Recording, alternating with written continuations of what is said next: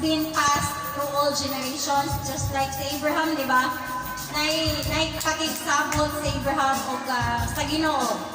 Then, bisan namatay na si Abraham na yung mga anak, mga kanununuan up to the pila na ka generations hangtod karon. They're still, kanabitaw nagkuyanap na.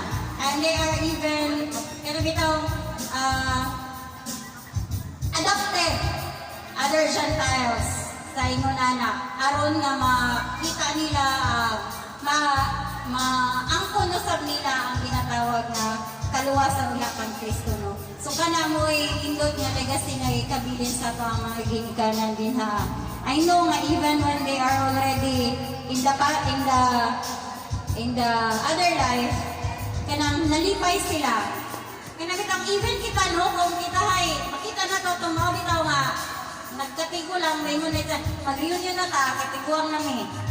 Marami taong kanang, kabalo naman ko ng mga tiguang, na sila palulong. Ibig kita mga bata, di ba naman ta palulong, di ba? Pero nakita na nila, makitaan nila nilang mga, kanang bitaw, mga apo sa tuhod, in short, their family together. Makita nila, it is, dako na kayo nangakalipay. Even ako gani, ngayon nani pa akong edad, dako na gani, kaya akong kalipay nga makita isa ka pamilya na nagkahiusa, no? Nagkahiusa sa different aspeto sa kinabuhi.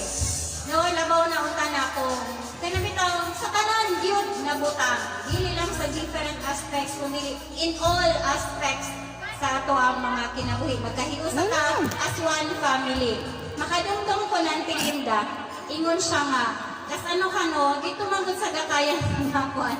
Unsaon na lang daw niya ihang mga anak.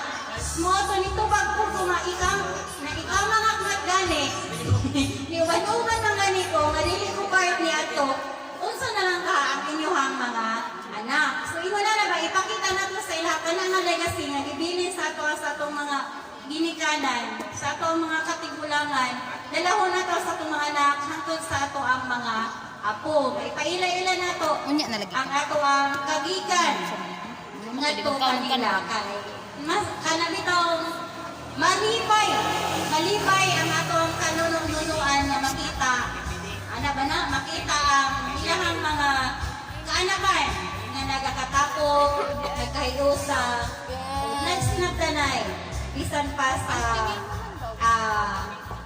yun nga, sabi ko, tanan nga butang is possible sa tanan nga mga butang.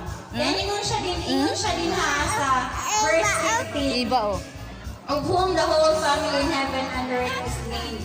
Kung unsa man gutong gibound, diri sa yuta is also bounded in heaven. Kung unsa kung ato ang himo, unsa kay ato ang nasugdan diri sa kalibutan. Kanang nakatokata at sasarap kay do sa jay. At sasarap. Wala na ba nga? It is good. Even karon nga thinking, it is good.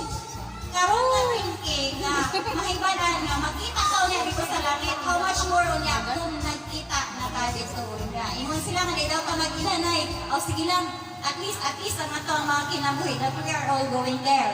Diba? So ingon na ang ihang kuwan nga. Ang ako may pray nga, hinaot nga, kani nga family will grow together. Ilan na lang ko mo, anamanan na. Di at least na